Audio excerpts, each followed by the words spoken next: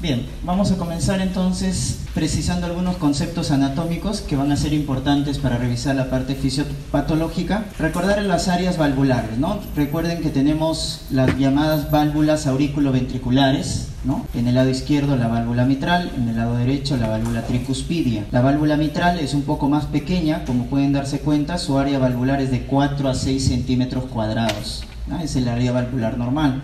Y en el caso del área tricuspidia, su área valvular es de 5 a 7 centímetros cuadrados, ¿no? Entonces, como ven, su componente, la válvula mitral, tiene dos valvas, una valva anterior y una valva posterior, ¿correcto? Una valva anterior y una válvula posterior. Por el otro lado, la válvula tricúspide tiene tres valvas, ¿no? Anterior, posterior y una septal, ¿no? Estas son las llamadas auriculoventriculares. Vamos a centrarnos en las valvulopatías del lado izquierdo, porque son de lejos las más frecuentes, ¿no? Recuerden que están hechos de tejido conectivo denso, ¿correcto? Tejido conectivo denso. Su aparato valvular es un anillo fibroso, las valvas, las cuerdas tendinosas, que son primarias cuando se unen en el borde libre, y las otras secundarias, y los músculos papilares, ¿no? Los músculos papilares. Ese es el aparato valvular. Por el otro lado tenemos las válvulas semilunares. Tenemos en el lado izquierdo la válvula aórtica, ¿no? Con su valva derecha, valva izquierda y su valva posterior. Recuerden que el área valvular de la válvula aórtica es de 2.5 a 3.5 centímetros cuadrados.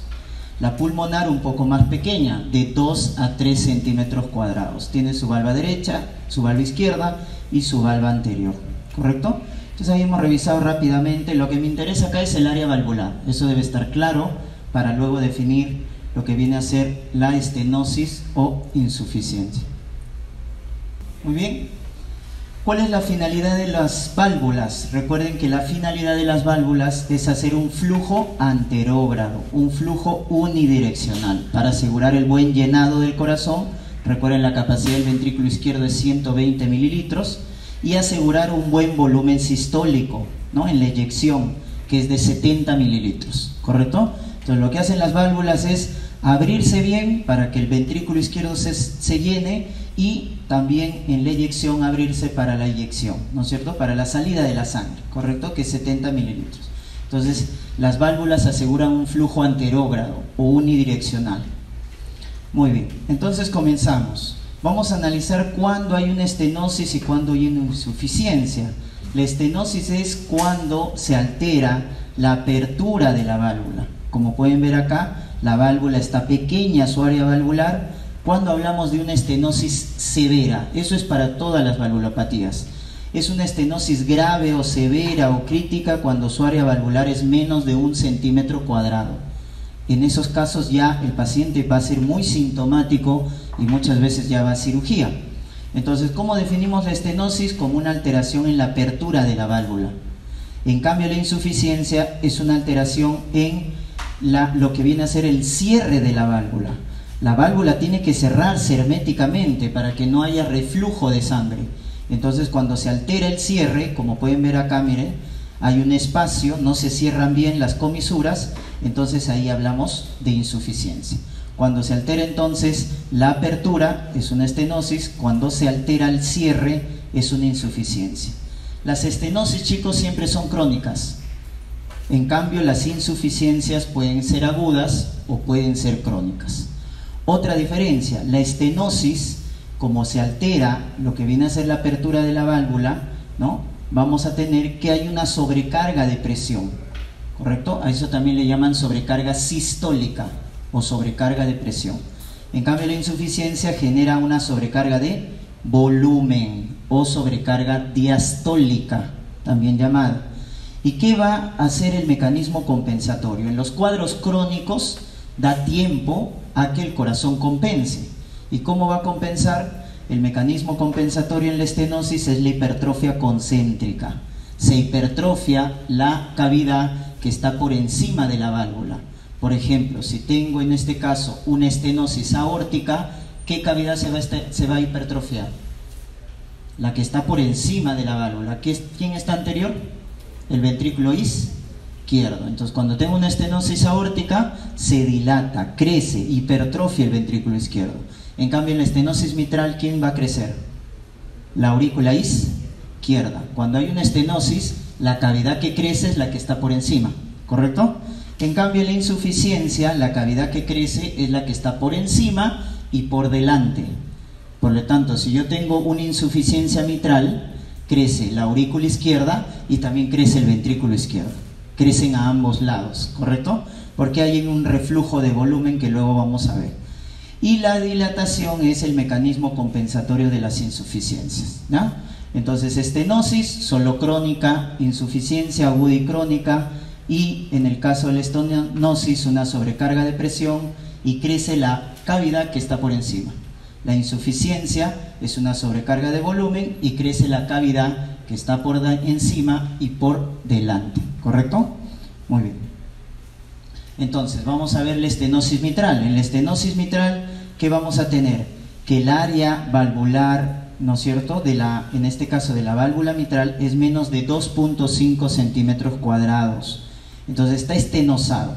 ¿Cuál es la principal causa de la estenosis mitral? La fiebre reumática.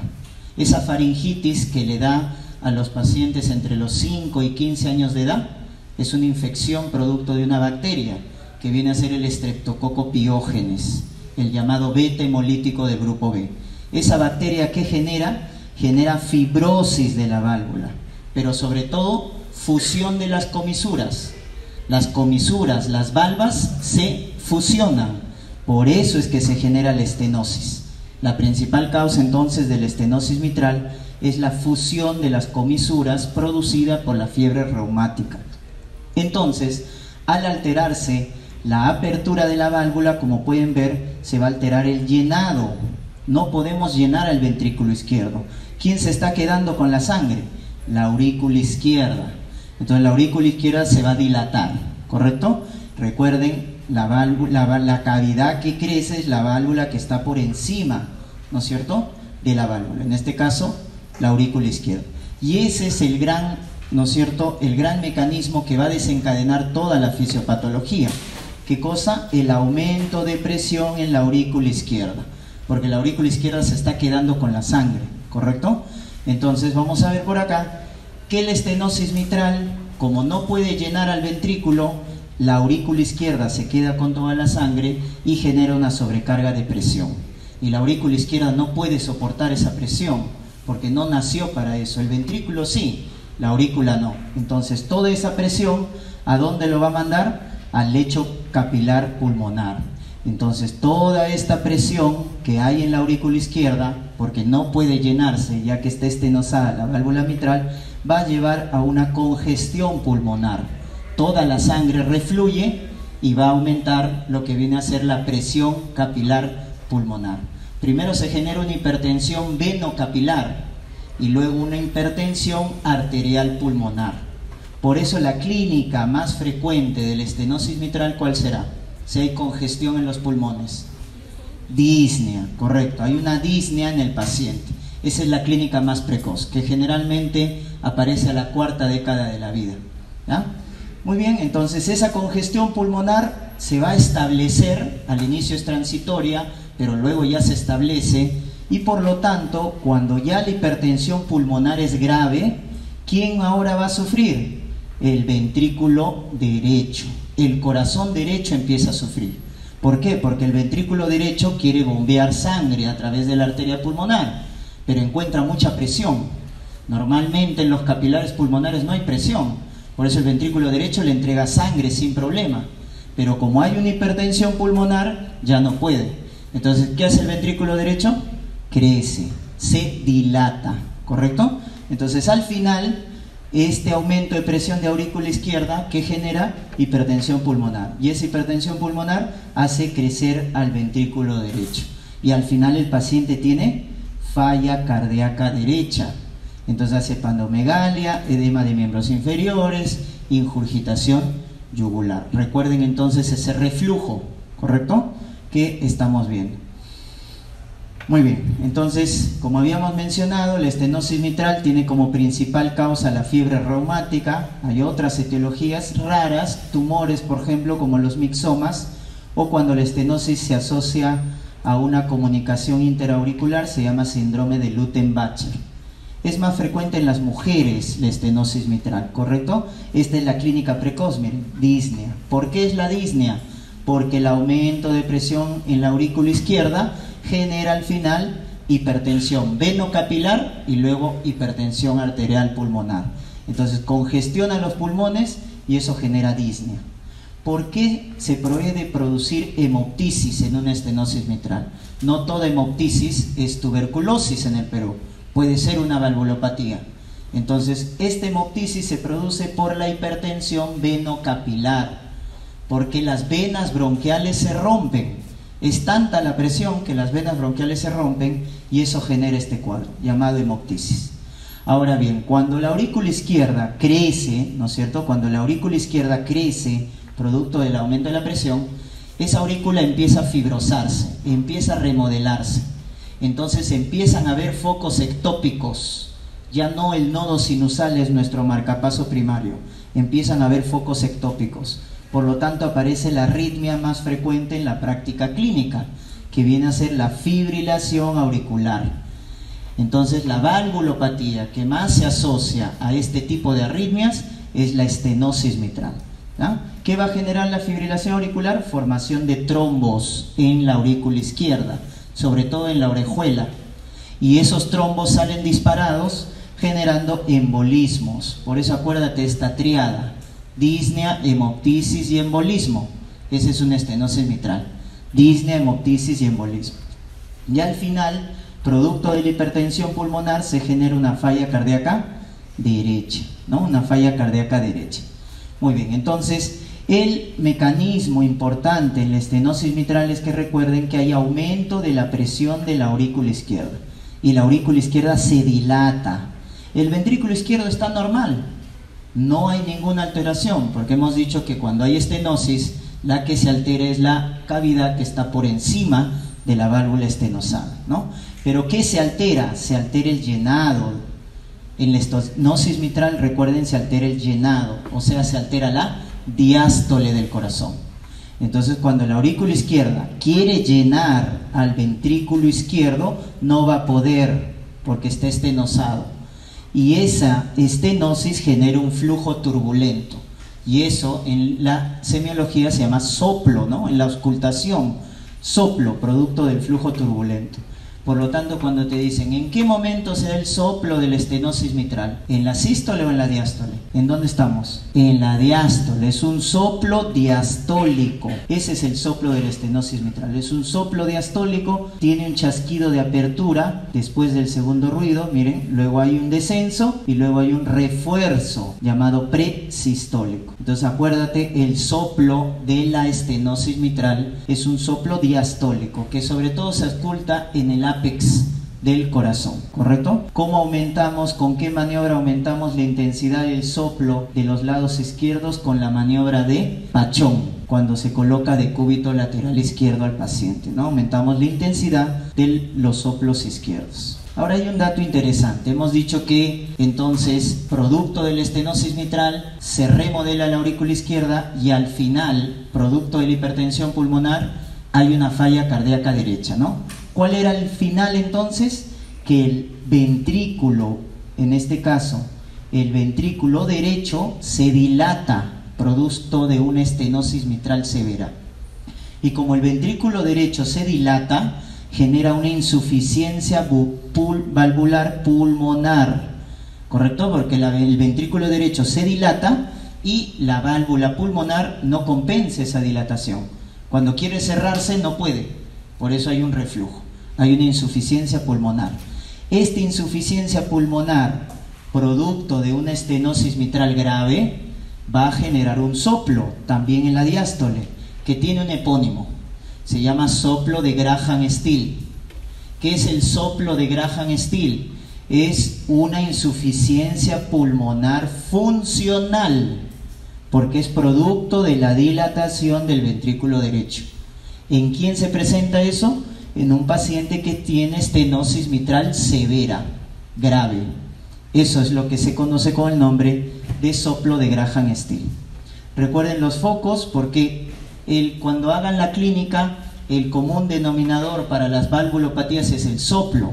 Entonces cuando me dicen soplo en el área mitral, ¿de qué tipo? Diastólico. Esa es una estenosis mitral, soplo en el área mitral, ¿no? Y tenemos el foco aórtico, el foco pulmonar, que vamos a ver, ¿no? Entonces en el electrocardiograma, ¿qué vamos a encontrar?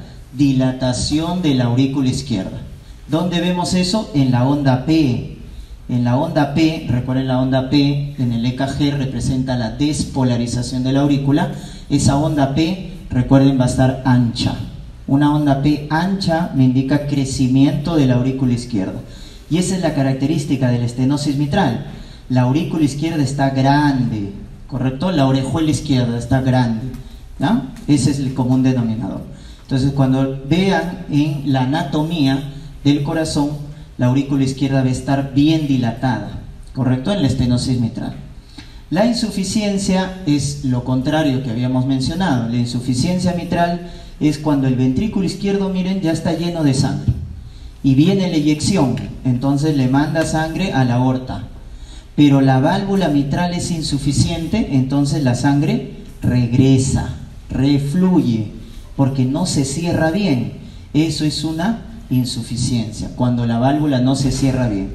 Entonces hay un reflujo hacia la aurícula izquierda. Eso viene a ser la insuficiencia mitral. Por lo tanto, como habíamos quedado, cuando hay una insuficiencia se alteran las dos cavidades, la que está por encima y la que está por delante. Por eso en la insuficiencia mitral, a diferencia de la estenosis mitral, crece la aurícula izquierda, pero también se dilata el ventrículo izquierdo. Esa es la diferencia con la estenosis mitral. Acá se dilata el ventrículo izquierdo, en la estenosis mitral no, solo la aurícula izquierda, ¿no? Entonces, la alteración de la insuficiencia mitral, ¿dónde es? En la eyección. ¿Y la eyección forma parte de la sístole o de la diástole? De la sístole. Por lo tanto, el flujo, cuando regresa y va a generar acá un flujo turbulento, va a ser un soplo sistólico. La estenosis mitral me da un soplo diastólico, porque el ventrículo no se llenaba bien. Acá es un soplo sistólico, que se va a irradiar a la axila. Esa es la característica de la insuficiencia mitral. Es un soplo sistólico que se irradia a la axila. Y algo similar a la estenosis mitral. Entonces lo que está pasando es que la aurícula izquierda aumenta su presión y eso a la larga va a llegar hacia atrás a la hipertensión pulmonar. Es similar a la estenosis mitral. ¿Cuál es la única diferencia? Que también aumenta de volumen, también se dilata el ventrículo izquierdo. También entonces dilatamos la aurícula izquierda, eso genera congestión pulmonar, ¿no es cierto? Al final también genera falla derecha, pero la gran diferencia es que dilata o crece el ventrículo izquierdo. Esa es la diferencia, ¿no? Como habíamos dicho, la insuficiencia puede ser aguda o puede ser crónica. ¿Cuáles son las dos patologías que siempre te van a dar insuficiencia aguda? La endocarditis, porque rompe las cuerdas tendinosas, y la cardiopatía isquémica, el infarto, porque necrosa los músculos papilares. El infarto necrosa los músculos papilares y la endocarditis rompe las cuerdas tendinosas, destruye la válvula, entonces la válvula no se puede cerrar, por eso hay insuficiencia. Esas son las dos patologías agudas. En cambio la crónica es fiebre reumática, miocardiopatías o el síndrome de Barlow. ¿Qué es el síndrome de Barlow? El prolapso de la válvula mitral, sobre todo la valva posterior es la que prolapsa, ¿correcto? ¿Quién se compensará más, el agudo o el crónico? ¿Quién tiene más clínica? ¿Quién tiene más clínica? El agudo, siempre recuerden, en un cuadro el agudo es el que va a descompensarse. Por eso la clínica cardinal del agudo es edema agudo de pulmón, porque al corazón no le da tiempo de adaptarse. ¿Por qué? Porque cuando es agudo ya no crece la aurícula izquierda y el ventrículo izquierdo. Como es agudo, todo ese volumen que refluye se va a los pulmones. Por eso se genera edema agudo de pulmón cardiogénico. Acá, ojo, no hay dilatación, porque como es agudo, no le da tiempo al corazón de adaptarse. En cambio, en el crónico, como es progresivo, sí le da tiempo al corazón a adaptarse, a que crezca la aurícula izquierda, a que crezca el ventrículo izquierdo. Por lo tanto, compensa mejor. El paciente tiene fatiga, astenia, por ahí disnea, pero tolera más, a diferencia del cuadro agudo. En el cuadro agudo hay que operarlo al paciente porque se han roto las cuerdas tendinosas, se ha necrosado el músculo papilar. Acá el manejo es quirúrgico, acá el manejo inicial es médico, ¿correcto? Muy bien. Y como habíamos mencionado, el soplo entonces es en la eyección, por lo tanto si es en la eyección es un soplo sistólico, como ven acá entre el primer y el segundo ruido. Soplo sistólico en el foco mitral que se irradia a la axila, insuficiencia mitral. Soplo sistólico, pansistólico, porque como se dan cuenta es en toda la sístole y se irradia a la axila, ¿correcto? En el electrocardiograma ya no solo voy a encontrar dilatación de la aurícula izquierda, sino también ¿quién se dilata? El ventrículo izquierdo. Y ahí van a aprender un criterio que se llama criterio de Sokolov, en la cual se midan las derivaciones, la onda S suelo en B1, B2, y la onda R en B5, B6. Entonces, si yo sumo esas dos ondas, S más R sale más de 35 milímetros, ¿correcto? Y en la placa vamos a ver pues el crecimiento del ventrículo izquierdo, que es la diferencia con la estenosis mitral, ¿correcto? Muy bien. Pero la valvulopatía más frecuente a nivel mundial es la estenosis aórtica. Esta es la más frecuente a nivel mundial. ¿Por qué? Porque miren su etiología, la degenerativa. Cada vez aumenta más la esperanza de vida. Entonces, la mayoría de los pacientes adultos mayores van a hacer estenosis aórtica por calcificación, por degeneración de la válvula. La válvula se calcifica, se degenera, ¿correcto? Como ven acá, y se genera una estenosis aórtica. Recuerden que la válvula aórtica tiene 3 valvas, ¿no es cierto? Derecha, izquierda y posterior. Entonces, cuando ustedes ven en el ecocardiograma, la válvula aórtica tiene esta forma, ¿no? Sus 3 valvas. Se llama signo de Mercedes-Benz, como la marca del carro, por esa forma que tiene. Porque en los jóvenes, ¿correcto? En los jóvenes la etiología es congénita. Voy a ver esto de acá, miren. Solo 2 valvas. Se llama signo de la boca del pescado. 2 valvas solo. No veo ya el signo de Mercedes-Benz. Entonces acuérdense que en adultos mayores la causa de estenosis aórtica es calcificación, degeneración, y en jóvenes es congénita, unicúspide o bicúspide. Y cuando encuentren una estenosis aórtica bicúspide, ¿qué deben descartar? Coartación de la aorta. Van asociados, estenosis aórtica bicúspide con coartación de la aorta. ¿Estamos? Muy bien. En el caso de la estenosis aórtica hablamos de una sobrecarga de presión, ¿correcto? Una sobrecarga sistólica. En este caso también se va a alterar la eyección, como la insuficiencia mitral, porque el ventrículo izquierdo se ha llenado de sangre y no puede expulsar la sangre a la aorta, porque el área valvular de la aorta está disminuida. Entonces, cuando hay una estenosis aórtica se altera la eyección. Por eso el soplo, entonces, ¿dónde será? En la sístole, soplo sistólico. ¿Y cómo lo diferencio de la insuficiencia mitral? El foco, pues. En el caso de la insuficiencia mitral es un soplo sistólico en el área mitral que se irradia la axila. La estenosis aórtica será un soplo sistólico, pero en el foco aórtico, que es el segundo espacio intercostal derecho. ¿Y a dónde se irradia? Miren el soplo de la estenosis aórtica. ¿A dónde está yendo la eyección? A las carótidas. ¿A dónde se irradia el soplo sistólico de la estenosis aórtica? Al cuello. Se irradia a las carótidas. En cambio, el de la insuficiencia mitral, ¿a dónde se irradia? A la axila. A la axila.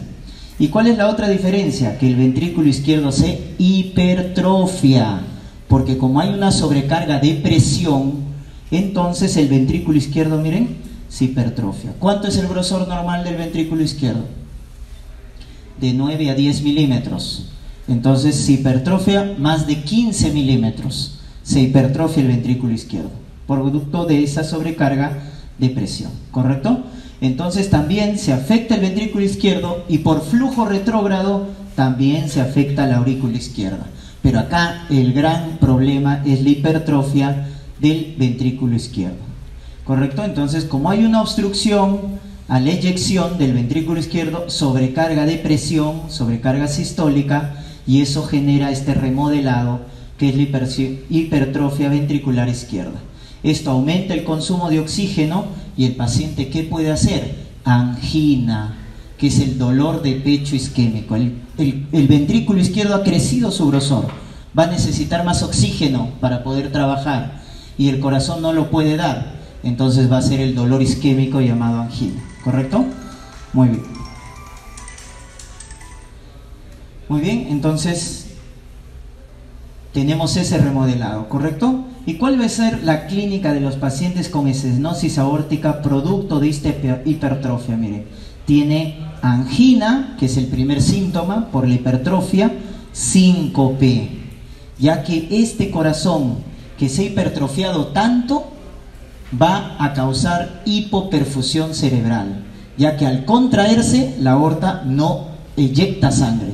Entonces, como a la aorta no le llega sangre, la perfusión cerebral cae y eso va a generar síncope, ¿correcto? Y al final disnea. Por eso la tríada de la estenosis aórtica en orden es angina, síncope, disnea. Y eso marca el pronóstico del paciente. Miren la sobrevida. ¿Cuál es el primer síntoma? Angina, sobrevida 5 años, síncope 3 años y disnea 2 años. O sea, cuando el paciente ya tiene disnea, tiene mal pronóstico, porque quiere decir que la sobrevida ha disminuido. Como estamos hablando de una resistencia a la salida de la sangre, una obstrucción a la salida de la sangre, ¿eso cómo se llama? Poscarga. La resistencia a la salida de la sangre se llama poscarga. Eso es lo que estamos viendo en la estenosis aórtica.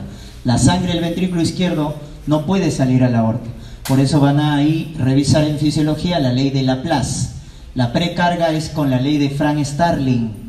Laplace es para la poscarga, ¿no? Y eso se cumple en la estenosis aórtica. Entonces, ¿dónde se altera la estenosis aórtica? En la sístole, cuando la sangre sale a la aorta. Por eso, miren, su soplo es sistólico. Pero a diferencia de la insuficiencia mitral, se irradia al cuello, porque miren hacia dónde está yendo el flujo turbulento, hacia arriba, se irradia las carótidas. Como hay poco gasto cardíaco, porque la aorta está recibiendo poca sangre, miren cómo es el pulso. Es un pulso débil, llamado parvus tardus. Parvus tardus se llama. ¿Por qué? Porque hay poco gasto cardíaco, ya que la eyección está alterada. Ahí está el criterio Sokolov que les mencionaba, S en B1, precordial derecha, R en precordial izquierda, ¿no? Se suma más de 35, hipertrofia, que se confirma con el ecocardiograma. Entonces, en la estenosis aórtica, ¿no es cierto?, tenemos una verdadera hipertrofia del ventrículo izquierdo, de tipo concéntrica. Eso es lo que va a generar la angina, luego el síncope y luego la disnea. A diferencia de la insuficiencia aórtica, chicos, en este caso va a haber un reflujo, ¿no es cierto? Ya se ha dado la eyección, ¿no es cierto? La sangre ya está en la aorta. ¿La aorta dónde debe llevar esa sangre? Debe distribuirla por todo el cuerpo y no debe regresar, porque la válvula aórtica se debe cerrar. Pero como estamos hablando de insuficiencia, la válvula aórtica no se cierra bien. Al no cerrarse bien, la sangre regresa.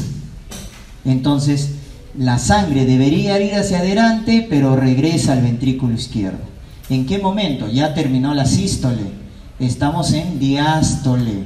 Por eso la insuficiencia aórtica da un soplo diastólico.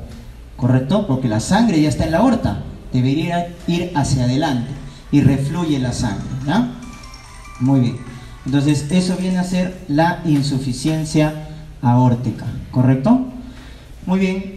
¿Y qué vamos a encontrar acá? Habíamos dicho, cuando hay insuficiencia, se alteran, ¿no es cierto? Se altera la válvula, en este caso la cavidad, perdón, que está por detrás, que viene a ser el ventrículo izquierdo. El ventrículo izquierdo tiene sobrecarga de volumen y se dilata, el ventrículo izquierdo se dilata. ¿Y quién también se va a dilatar? La raíz de la aorta.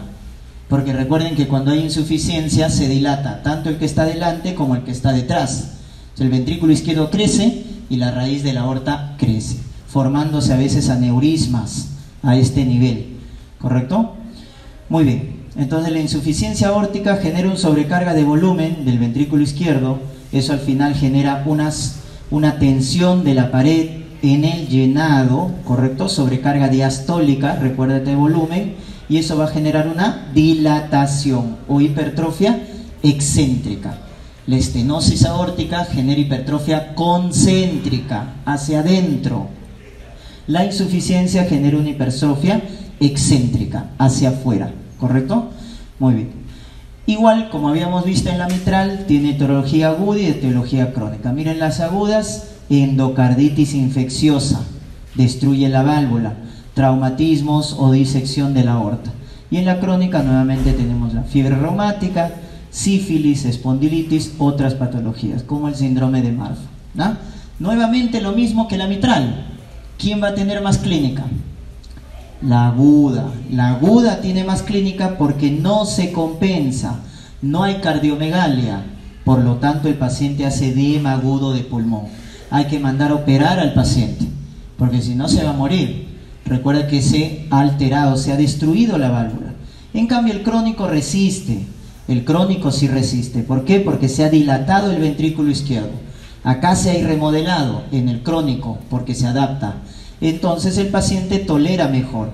Tiene disnea, tiene angina, pero tolera mejor la clínica. El agudo no. El agudo hace edema agudo de pulmón, porque el corazón no se dilata en el cuadro agudo. Entonces en la insuficiencia aórtica, ojo, estamos en diástole. Por eso su soplo es diastólico, o también conocido con el nombre de soplo de Austin-Fleet. Tiene ese epónimo, soplo de Austin-Fleet, ¿correcto? Muy bien. Entonces, y el pulso característico de la insuficiencia aórtica por la sobrecarga de volumen, ¿correcto? La sobrecarga de volumen, ¿qué va a generar? El llamado pulso saltón o pulso Zeller. En la estenosis aórtica había bajo gasto, porque estaba estenosada la aorta, el pulso era débil, parvus tardus. En la insuficiencia aórtica hay sobrecarga de volumen, entonces hay el pulso saltón o pulso Zeller también llamado, ¿no? Y ahí toda una semiología. El paciente con respecto al pulso mueve la cabeza, ¿no? El signo de Muset, mueve la úvula, etc., ¿no? Es toda una semiología. Muy bien. En el electrocardiograma vamos a encontrar crecimiento del ventrículo izquierdo, al igual que en la radiografía también vamos a encontrar cardiomegalia, ¿correcto? Muy bien. Como se han dado cuenta, hemos visto las valvulopatías del lado izquierdo, donde la mayoría genera sobrecarga a nivel del pulmón. Por eso han visto que sobre todo en la estenosis mitral, en la insuficiencia mitral hay disnea, edema agudo de pulmón, ¿correcto? Y en la aórtica, acuérdense el remodelado. La estenosis aórtica, hipertrofia del ventrículo izquierdo, por eso tiene angina, síncope, disnea, y la insuficiencia aórtica genera dilatación del ventrículo izquierdo, ¿correcto? Y acá están entonces las valvulopatías, y ustedes van a hacer el diagnóstico por el soplo, por el tipo de soplo. Si te dicen soplo diastólico en el área mitral, esa es la estenosis mitral. Soplo diastólico en el área mitral genera disnea, hemoptisis y embolismo. Esa es la triada: disnea, hemoptisis y embolismo. Entonces, por el contrario, la insuficiencia mitral será un soplo sistólico, que ¿a dónde se irradia? A la axila. Esa es la característica de la insuficiencia mitral: soplo sistólico que se irradia a la axila. Y en las válvulas aórticas, ¿no es cierto?, la insuficiencia aórtica da soplo diastólico con su llamado soplo de Austin-Fleet y pulso saltón. En cambio, la estenosis aórtica da un soplo sistólico que se irradia al cuello. ¿Cuál es la triada de la estenosis aórtica? Angina, síncope, disnea. ¿Por qué se produce la angina? Por la hipertrofia del ventrículo izquierdo. Como si hipertrofia, va a necesitar más oxígeno, el corazón no le puede dar, hace angina. Y luego hipoperfusión cerebral, hace síncope, y al final el de mal pronóstico es la disnea, ¿correcto? Muy bien. Y en el lado derecho, por resumen, para decirles si tengan una idea, las valvulopatías del lado derecho van a ser, si las del lado izquierdo generaban congestión pulmonar, las valvulopatías del lado derecho, ¿a dónde van a congestionar? A nivel sistémico, producen congestión sistémica. Entonces el paciente hace ingurgitación yugular, hace hepatoesplenomegalia, hace edema de miembros inferiores, hace ascitis. Cuando tengan un paciente con falla derecha, falla congestión sistémica, descarten alguna valvulopatía del lado derecho, ¿no? Y tienen la válvula tricúspide o la válvula pulmonar, ¿no? Muy bien, entonces la clínica es congestión sistémica en el caso de las valvulopatías derechas. Bien, ahí hemos terminado entonces.